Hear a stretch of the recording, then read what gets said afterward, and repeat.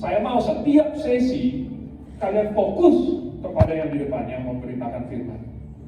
Dan ini bukan hanya untuk peserta, semua panitia juga. Ya, saya tahu banyak yang sibuk perlengkapan lah, konsumsi lah, apa segala macam acara yang sibuk.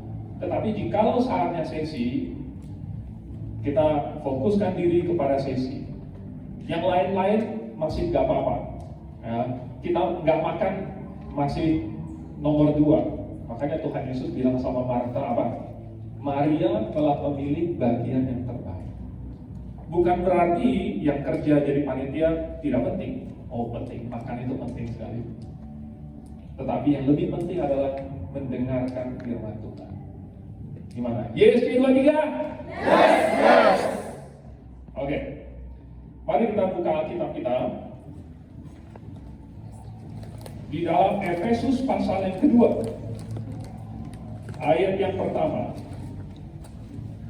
Efesus pasal yang kedua. Ini masing-masing sudah dikasih pesan untuk membawa Alkitab fisik ya. Jadi setiap kali sesi kalian juga bawa Alkitab fisik kalian. Bahkan gadgetnya bisa ditinggalkan di dalam. Kita buka Efesus pasal 2, kita baca ayat 1, lalu kemudian kita lanjut ayat 4 sampai 6. Jadi kita lompat ayat 2 dan 3. Ayat 1, kemudian ayat 4, 5, dan 6. Oke, kalau sudah dapat, Efesus pasal yang pertama, ayat 1, 4, 5, dan 6. Kita baca sama-sama. 1, 2, 3. Kamu sudah mati karena pelanggaran dan dosa-dosamu. 4. Tetapi Allah yang kaya dengan rahmat, oleh karena kasih-Nya yang besar yang dilimpahkannya kepada kita, telah menghidupkan kita bersama-sama dengan Kristus. Sekalipun kita telah mati oleh kesalahan-kesalahan kita, oleh kasih karunia kamu diselamatkan. Dan di dalam Kristus Yesus, Ia telah membangkitkan kita juga dan memberikan tempat bersama-sama dengan Dia di surga. Kita berdoa. Bapa di surga, kami mengucap syukur, Engkaulah yang memberikan kehidupan kepada semua makhluk di muka bumi ini, dan juga kepada kami. Engkaulah yang mengasihi kami. Dan biarlah firman Tuhan yang akan dibagikan di tempat ini selama 3 hari dan 2 malam sungguh-sungguh Kau pakai untuk menggedor hati orang-orang muda yang hadir di sini, yang mendengarkan dengan baik, supaya firman itu ditaburkan di hati yang baik, tanah yang subur, dan orang-orang yang mendengarkan bisa mengerti dan melakukan firman-Mu. Dalam nama Tuhan Yesus kami berdoa. Amin. Tema untuk sesi pertama ini adalah The Truth About Being Dead and Alive. Kalau diterjemahkan, kebenaran tentang mati dan hidup. Atau kalau saya bilang balik, hidup dan mati. Nah, apa yang mati sekaligus hidup? Ada yang tahu jawabannya? Mati sekaligus hidup? Enggak, ini bukan joke. Ya, jawabannya tapi nggak benar-benar serius juga.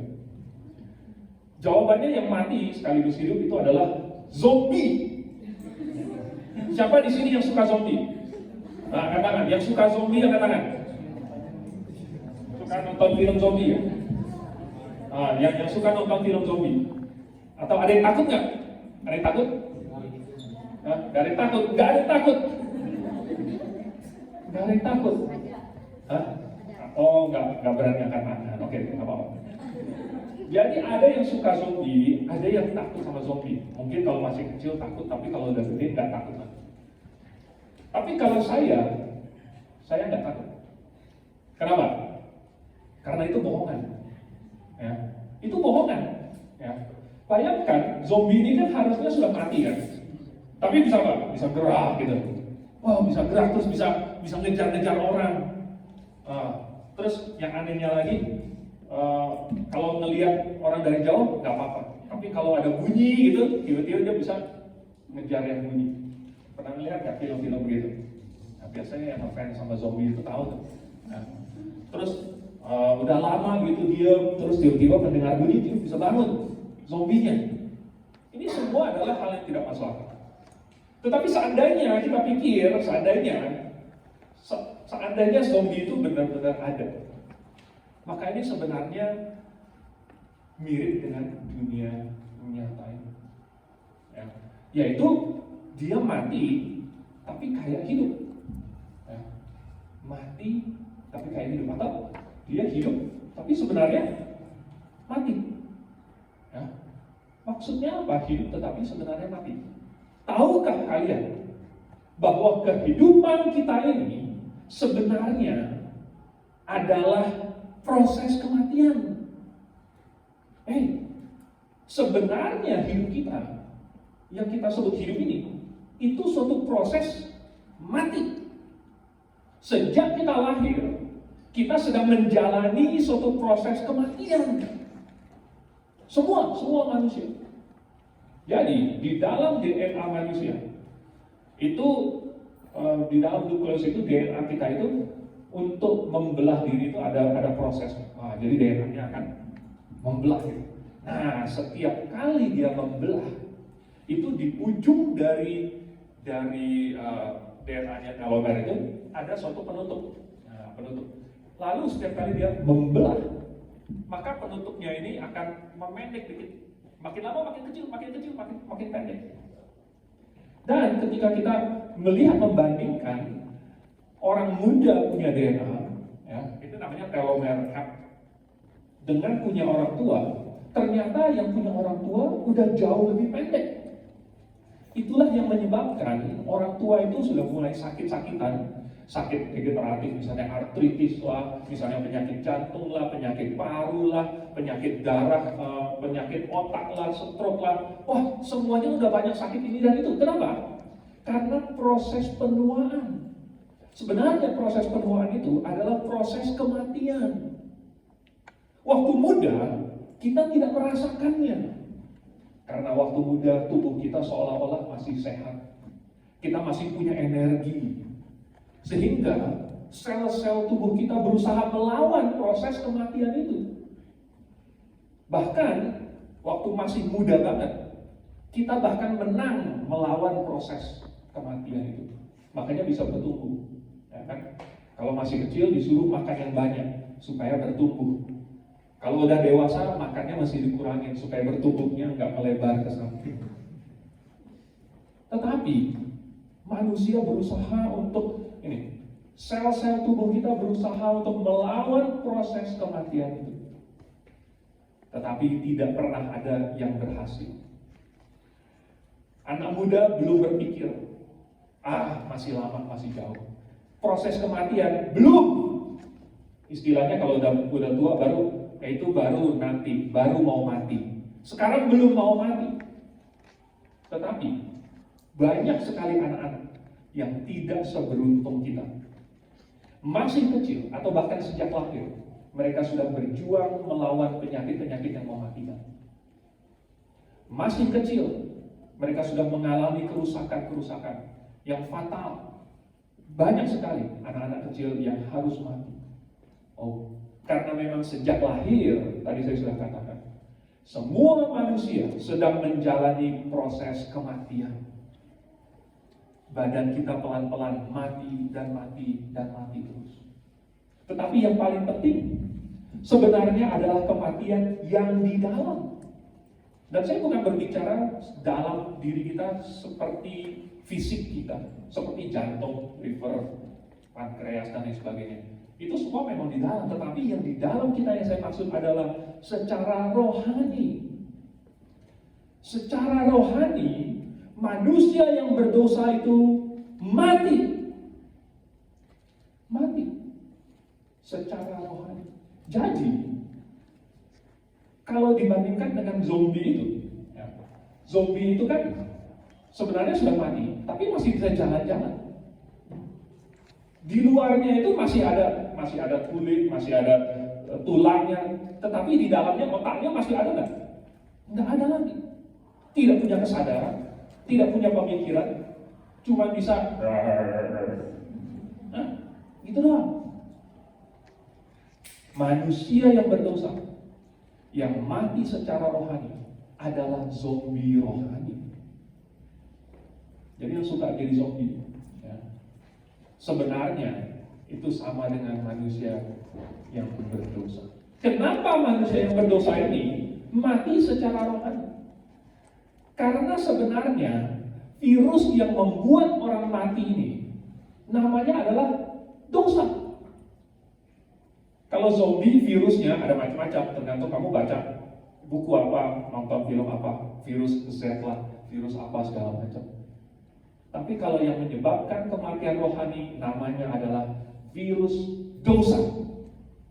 Dosa itu adalah sesuatu yang sangat mematikan. Dan semua orang yang terinfeksi oleh virus dosa ini pasti menjadi zombie rohani alias mati. Apa maksudnya mati? Definisi dari kematian adalah terpisah dari Allah.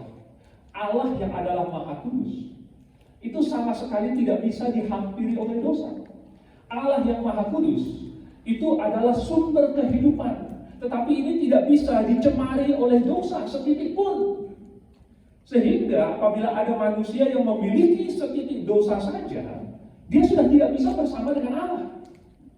Maka dia harus terpisah dari Allah. Dan pemisahannya ini bersifat absolut.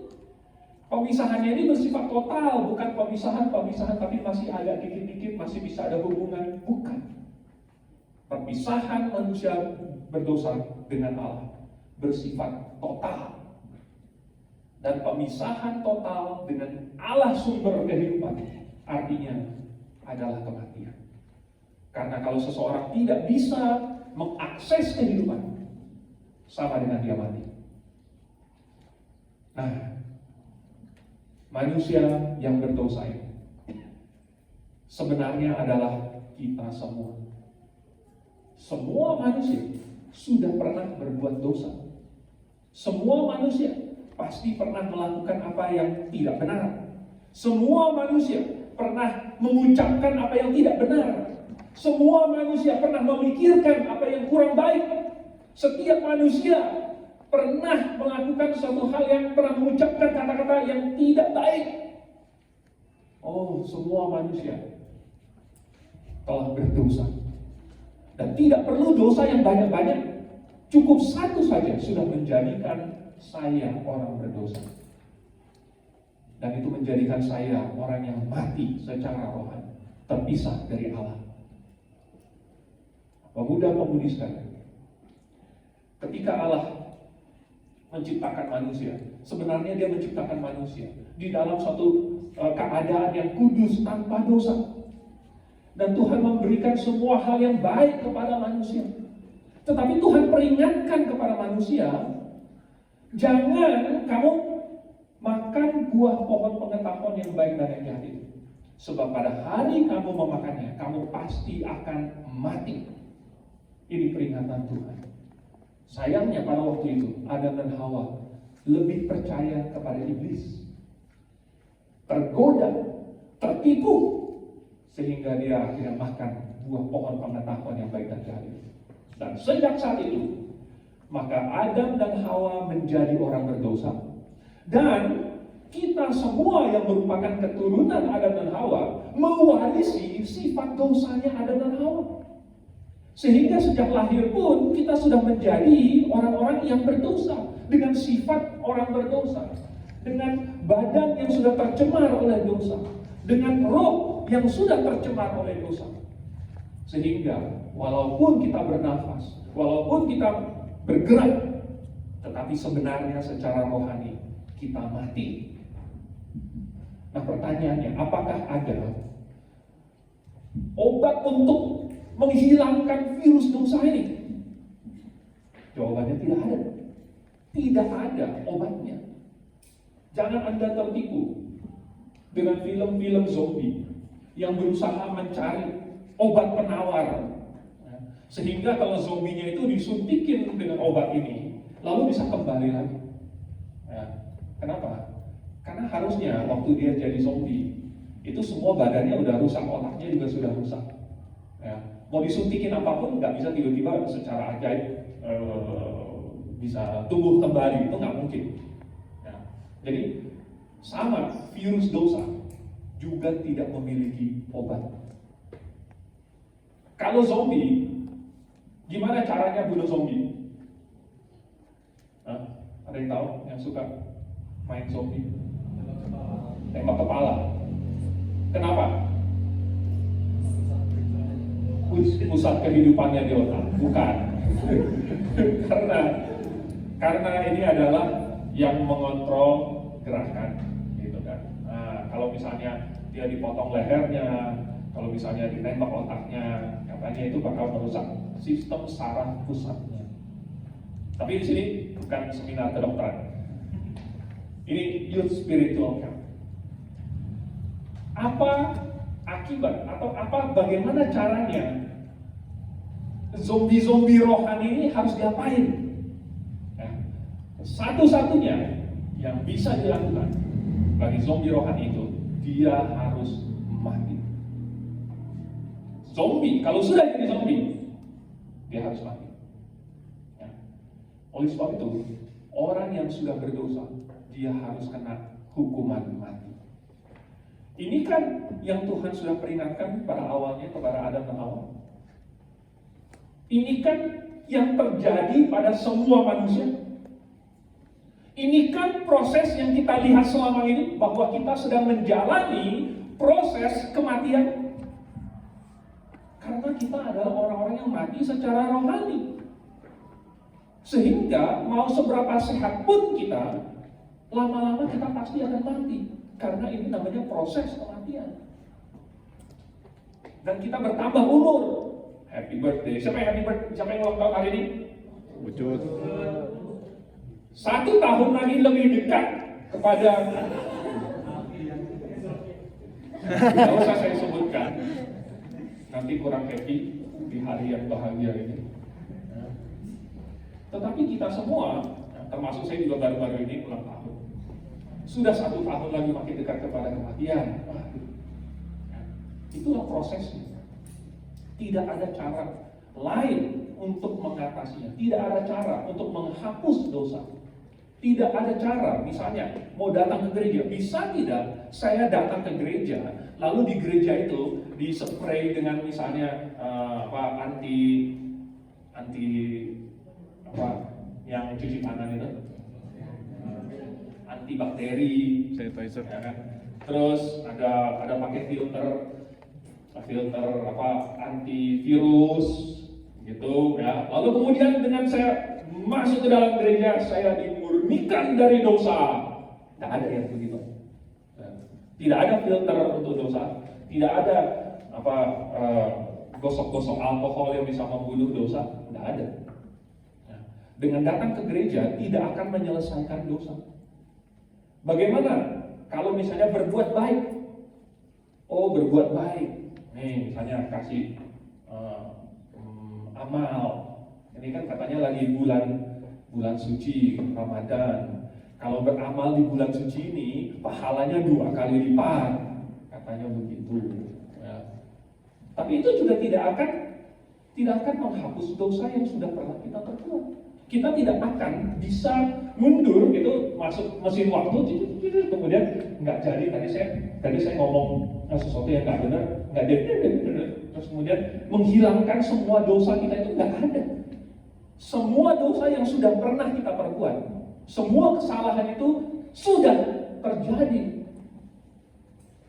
Apapun sebaik apapun kita di masa depan, tidak menghilangkan fakta bahwa dulu saya sudah pernah berbuat salah.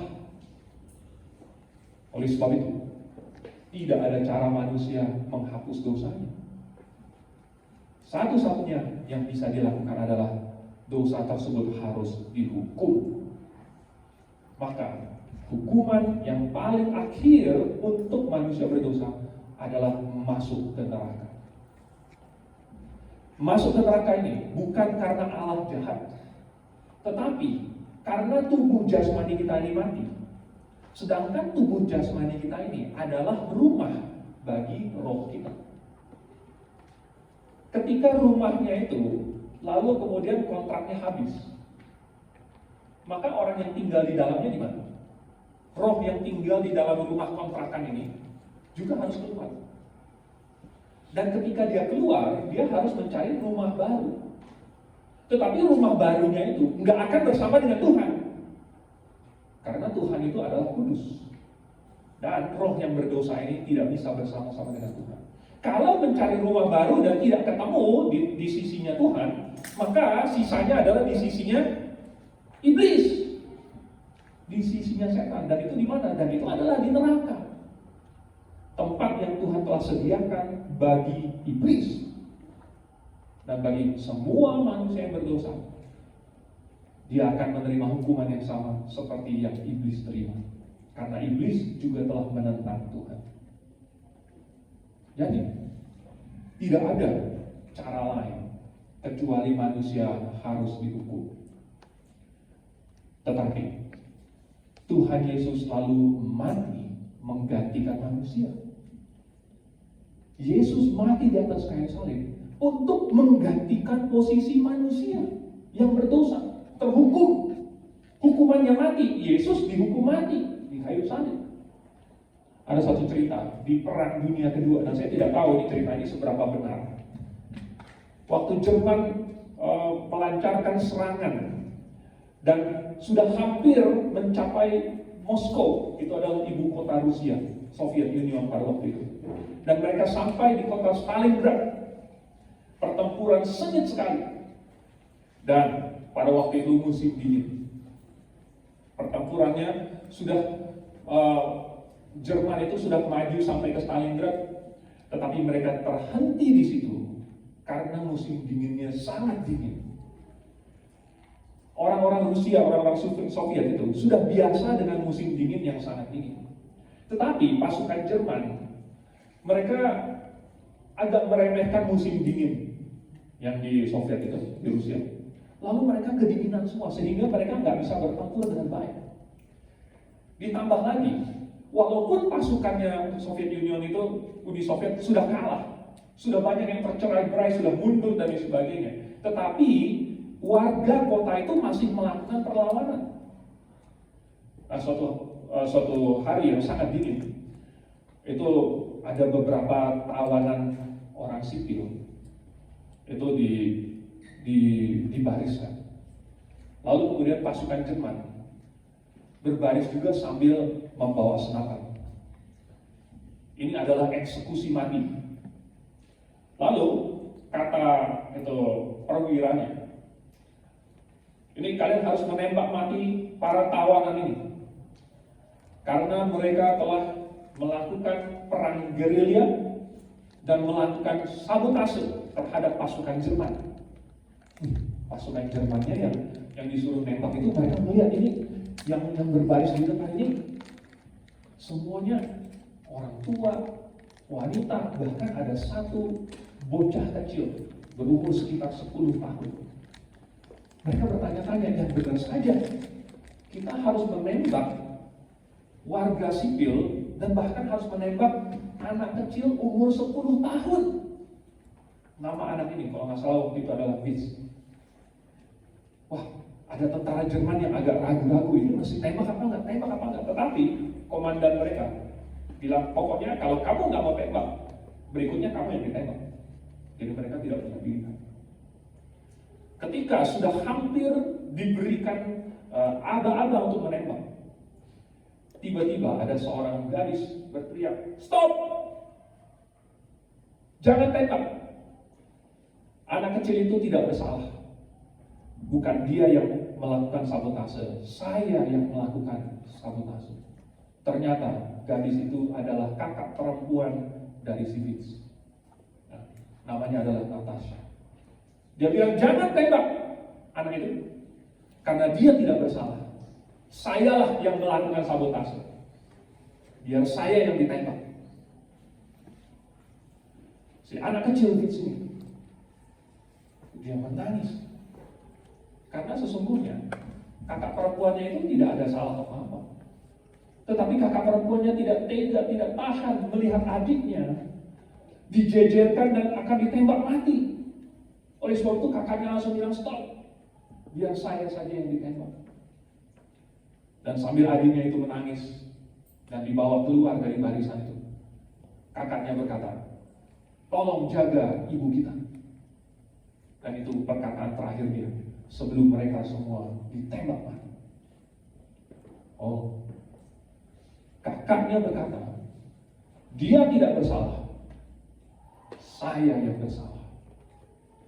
Itulah yang Yesus lakukan di atas kayu salib.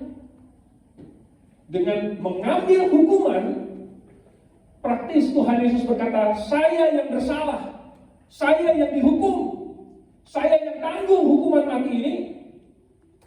Tetapi manusia yang lain, jangan dihukum mati. Mereka tidak bersalah. Kesalahan manusia ditanggung oleh Tuhan. Posisi manusia diberikan kepada Tuhan, kepada Yesus. Hukumannya manusia dijatuhkan kepada Yesus. Sehingga ketika hukuman itu dilaksanakan, maka dianggap bahwa hukuman itu telah dihukum, telah dijatuhkan. Dan tidak ada orang lagi yang perlu dihukum. Karena hukumannya sudah dijatuhkan, sudah dilaksanakan. Dan Yesus juga berkata, kehidupannya itu justru diberikan kepada kita semua. Kepada semua manusia. Yesus yang tadinya hidup, dia rela mati untuk memberikan kehidupan kepada Anda dan kepada saya. Kita yang seharusnya mati, kehidupan itu diberikan kepada kita. Inilah yang Yesus lakukan. Anak kecil itu, waktu itu mungkin dia belum tahu apa artinya, apa akibatnya kalau dia ikut perang bergerilya, kalau dia ikut menentang pasukan Jerman. Barangkali dia belum paham. Dia hanya tahu bahwa bapaknya adalah prajurit, bahwa bapaknya sudah meninggal, bahwa dia harus berperang, harus melawan pasukan Jerman dan lain sebagainya. Belum tentu dia paham. Mungkin dia baru paham bahwa dia harus mati ketika dia sudah dijejelkan bersama-sama dengan para tahanan yang lain. Baru pada saat itu dia merasa, waduh ini ternyata saya bakal ditembak mati.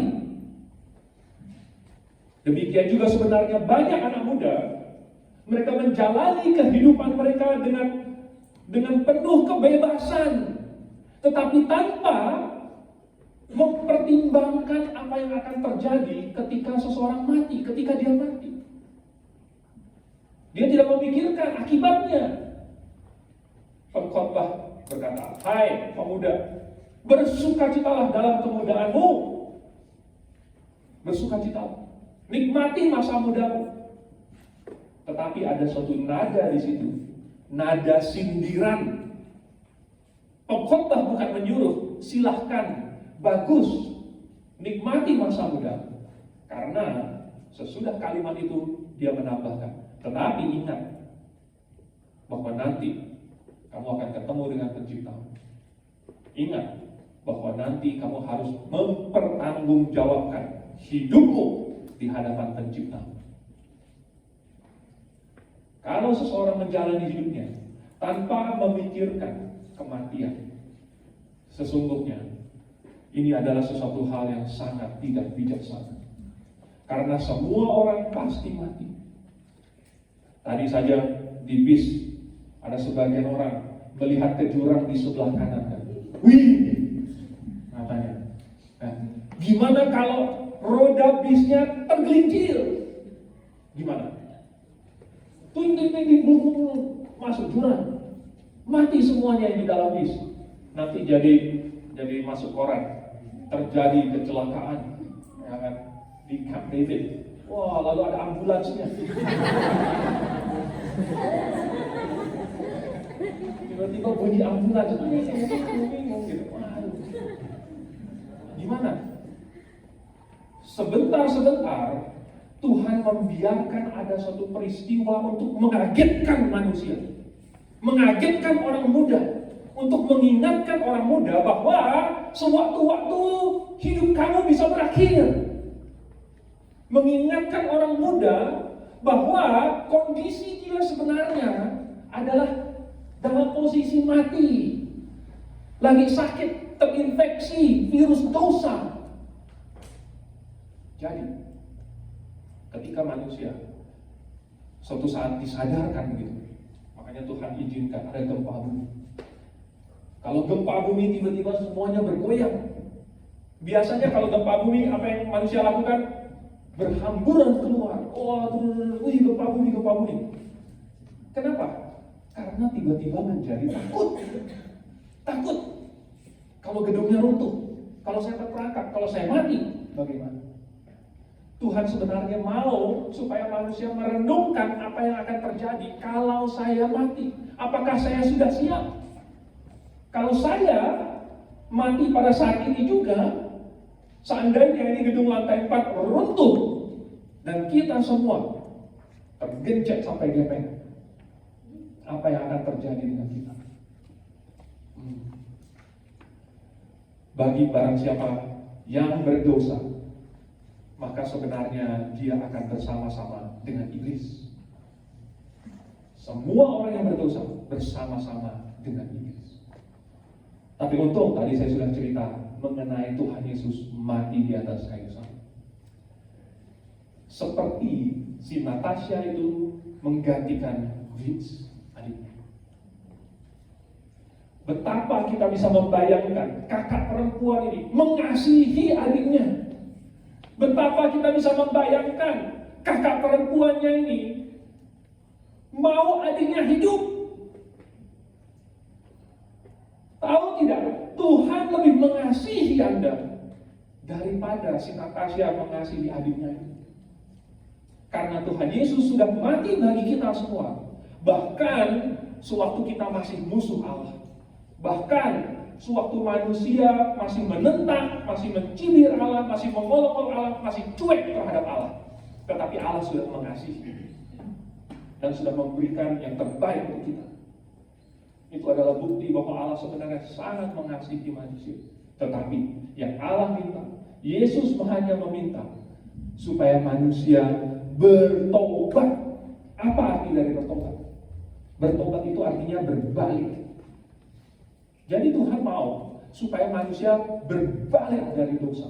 Yang tadinya melakukan dosa, yang tadinya berpikir, memikirkan dosa, yang tadinya menentang Tuhan itu dosa. Yang tadinya menentang orang tua, itu juga adalah dosa. Yang tadinya menentang kebaikan, menentang kebenaran, itu juga adalah dosa. Lalu kemudian berbalik. Lalu kemudian menyesali apa yang sudah dia lakukan dulu. Lalu kemudian dia mau berjalan ke arah Tuhan. Dia mau melakukan apa yang Tuhan inginkan. Dia mau melakukan apa yang benar. Tuhan menginginkan suatu pertobatan. Pertobatan itu artinya apa yang dulu yang jahat yang pernah saya lakukan, apa semua hal-hal yang menyakiti hati Tuhan, tinggalkan semua itu. Jangan dilakukan lagi. Jangan disukai lagi. Kalau dulu suka dengan film-film yang tidak Tuhan sukai, tinggalkan. Kalau dulu suka dengan hal-hal yang Tuhan tidak suka, tinggalkan. Jangan sukai lagi. Kalau dulu memiliki gaya hidup yang duniawi, tinggalkan. Sekarang hiduplah dengan gaya hidup yang surgawi. Tuhan hanya meminta supaya barang siapa yang mau menerima pengampunan harus bertobat. Maka karena Tuhan mengasihi kita dan Tuhan sebenarnya sudah mati, maka Tuhan berjanji bahwa Dia akan mengampuni kita asalkan kita bertobat. Yesus hanya minta supaya pertobatan ini datang dari hati. Ini adalah suatu keputusan yang individual. Tidak bisa diwakilkan. Tidak bisa mengandalkan orang tua. Orang tua saya pergi ke gereja. Orang tua saya Kristen. Teman saya Kristen. Saya pergi ke sekolah Kristen. Semua itu adalah orang lain. Yang dituntut oleh Yesus adalah diri pribadi masing-masing. Bukan orang lain yang bertobat, bukan orang lain yang mengaku, bukan orang lain yang menerima, tetapi orang itu sendiri, dia pribadi, apakah dia mau mengaku, apakah dia mau bertobat. Itu yang diminta oleh Tuhan. Ketika Yesus menggantikan posisi seseorang, Yesus kan jadi yang berdosa. Tetapi pada saat yang sama, Tuhan Yesus ini memberikan posisinya yang benar kepada manusia itu. Misalnya saya. Dulu saya adalah orang berdosa. Lalu Yesus menawarkan untuk menggantikan saya. Tawarannya ini berupa Tuhan Yesus akan di posisi saya, sedangkan saya akan jadi di posisi Tuhan Yesus. Tuhan Yesus akan menjadi orang berdosa, dan saya akan mengambil posisinya yang tidak berdosa. Sama kayak Natasha tadi itu. Dia bilang, adiknya itu tidak bersalah, dialah yang bersalah. Seperti itu. Tetapi,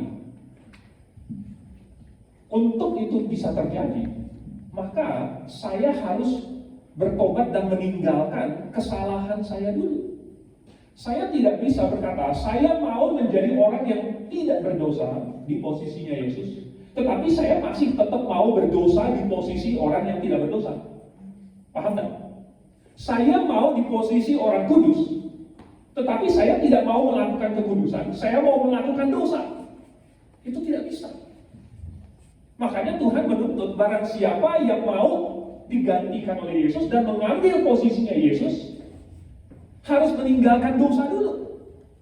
Baru dia bisa dikasih posisinya Yesus. Waktu Tuhan Yesus menanggung hukuman kita, dia menanggung hukuman seluruh dunia, termasuk di dalamnya dosa kita. Berapa banyak? Oh, tidak terhitung banyaknya, karena semua dosa ditanggung oleh Tuhan Yesus. Mulai dari dosa yang pertama dilakukan oleh manusia, sampai dosa yang terakhir, yang manusia terakhir masih mungkin lakukan. Semuanya telah dihukumkan pada saat yang sama pada Yesus waktu dia disalibkan. Satu kali penghukuman untuk semua dosa, dan termasuk di dalamnya adalah dosa Anda dan dosa saya dan dosa semua orang yang di desa ini, supir kita, semuanya dosa mereka juga sudah ditanggung. Dan ketika kita mengakui bahwa ya Yesus mati untuk saya mau digantikan oleh Yesus, maka dosa kita diampuni semuanya. Bukan hanya sebagian saja. Bukan hanya sampai pada saat di mana saya bertobat. Bukan hanya sampai pada saat ini sekarang saja, lalu kemudian besok-besok saya masih harus menanggung dosa saya lagi sendiri. Bukan. Tetapi dosa saya seluruhnya, dosa saya yang paling pertama sampai yang terakhir yang mungkin masih saya akan lakukan, semuanya telah ditanggung dan dihukumkan kepada Tuhan Yesus. Dan Alkitab berkata, maka tidak ada lagi penghukuman bagi mereka yang berada di dalam Kristus Yesus. Selama seseorang berada di dalam Yesus, di dalam posisinya Yesus, maka tidak perlu dihukum lagi. Maka kapanpun saya, seandainya sekarang pun saya mati, maka saya berada di posisi orang kudus, yaitu posisinya Yesus. Dan karena saya kudus, maka saya akan bersama-sama dengan Tuhan. Sekalipun saya adalah orang berdosa, sekalipun dulunya saya adalah zombie rohani, tetapi ingat bahwa kematian saya sudah diberikan kepada Yesus, dan kehidupan Yesus diberikan kepada saya. Jadi sekarang saya bukan lagi zombie rohani. Saya adalah orang yang sudah memiliki kehidupan di dalam saya. Roh saya sekarang menjadi hidup. Apa yang si Natasha itu katakan kepada Vince sebelum dia mati? Jaga ibu kita. Masih punya ibu ternyata. Jaga ibu kita. Pesan terakhir. Berarti kakaknya ini menitipkan sesuatu. Karena tadinya kakaknya ini masih hidup, dia harus menjaga ibunya. Tetapi sekarang kakaknya akan mati. Lalu bagaimana kehidupan kakaknya ini sudah diberikan kepada adiknya? Kalau begitu sekarang adiknya lah yang harus menjaga ibu. Demikian juga Tuhan Yesus menitipkan pesan kepada kita. Kehidupan yang Tuhan berikan kepada manusia itu adalah sebenarnya kehidupan milik Yesus. Jadi karena saya sudah menerima Yesus dan kematian saya berikan kepada Yesus, kehidupan Yesus saya terima bagi saya sendiri, maka sekarang kehidupan saya bukan lagi punya saya, tetapi adalah punya Yesus. Nyawa yang sudah digantikan oleh Yesus ini bukan lagi punya saya sendiri, tetapi punya Yesus. Sejak saya bertobat dari dosa dan sejak saya menerima Yesus, saya sudah mengambil kehidupannya Yesus. Oleh sebab itu, maka tadi di Efesus pasal yang kedua itu tadi katanya apa? Kamu sudah mati karena pelanggaran-pelanggaran dan dosa-dosa. Kematian saya sudah terjadi dan ditanggung oleh Yesus. Sekarang saya hidup adalah kehidupan yang milik Yesus.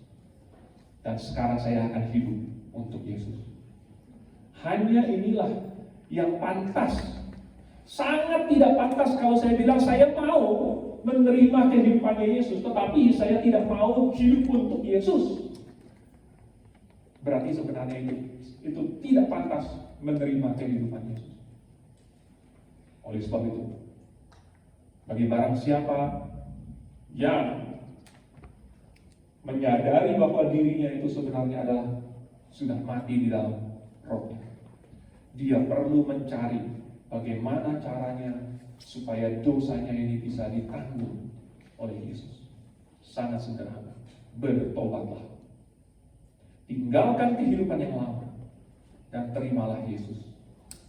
Percayalah bahwa Yesus sudah mati bagimu dan mengampuni semua dosamu, asalkan kita bertobat. Maka Tuhan memberikan kita hidup yang baru. Dan hidup yang baru ini sekarang memiliki suatu tujuan.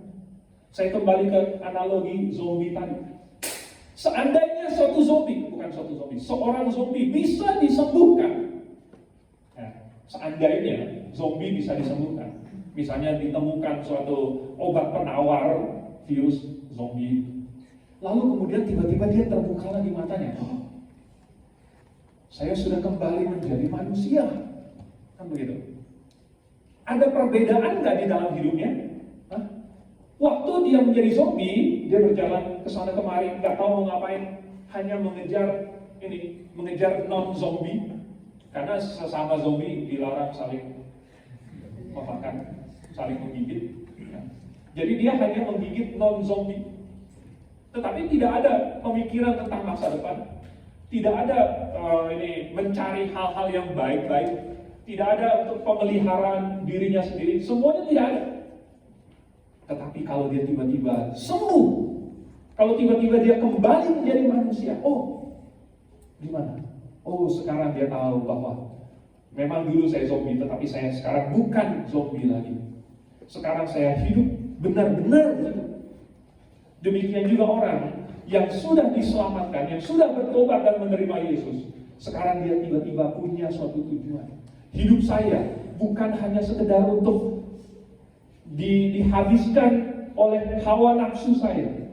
Hidup saya sekarang memiliki suatu tujuan, yaitu tujuannya Yesus.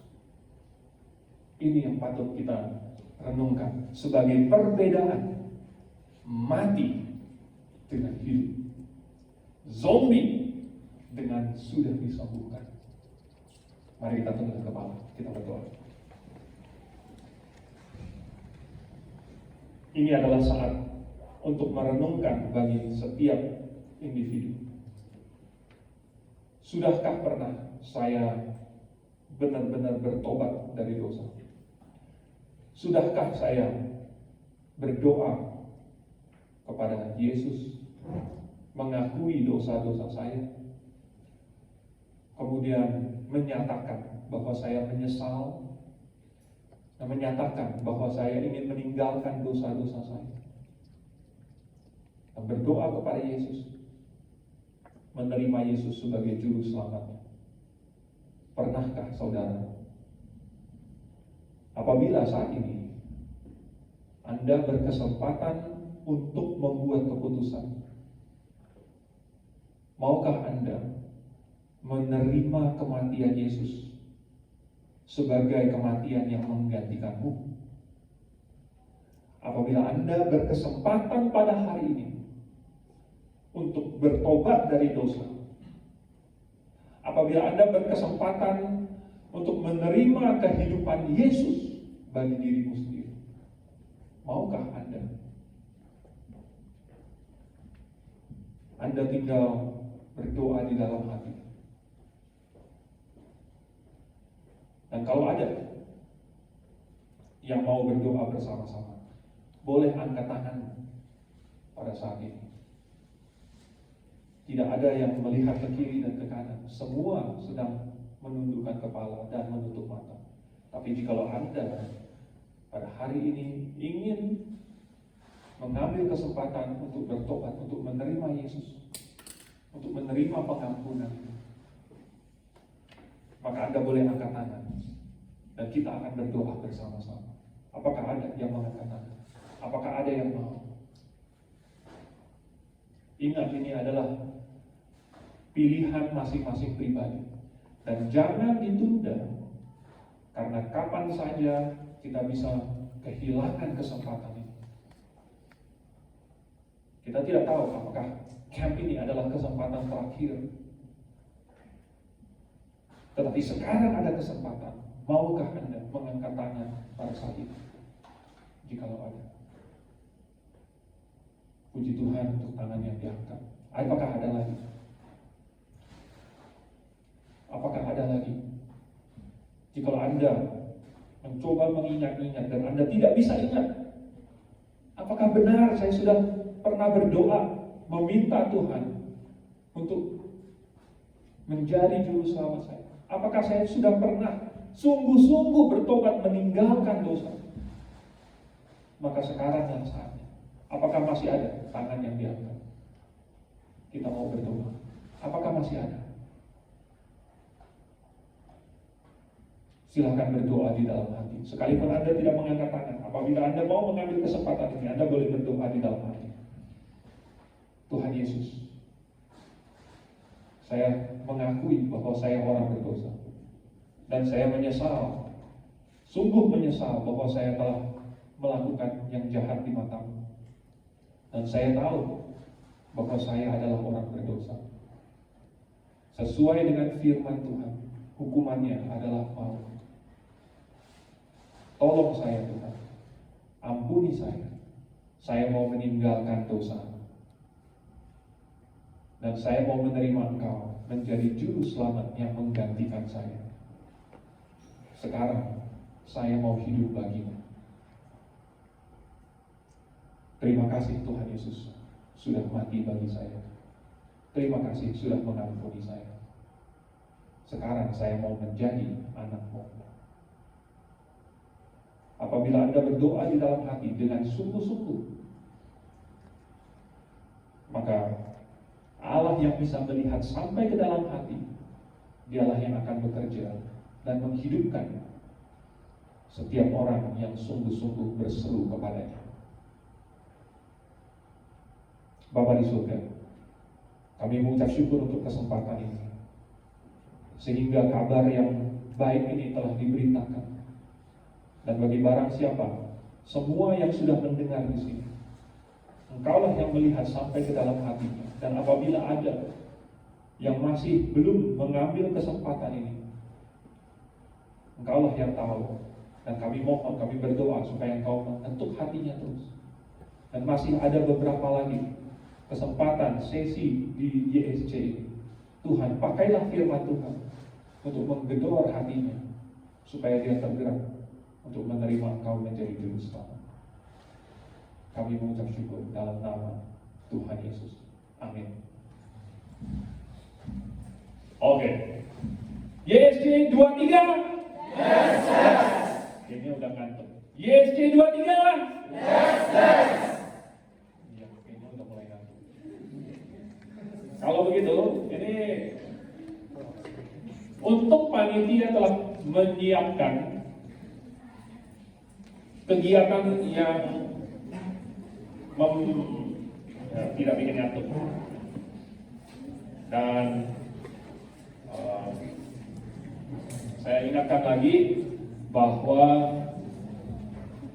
acara kita ada di lembaran booklet ini. Ya. Anda silahkan lihat tabel kapan kita akan acara apa yang di sini di halaman keduanya. Ya. Dan silahkan mengatur waktu baik diri sendiri maupun dengan kelompoknya supaya kalian bisa melakukan aktivitas dan tidak kehilangan, tidak terlambat untuk sesi maupun acara-acara kita. Oke? Baik, saya kembalikan kepada panitia. Saudara Boni.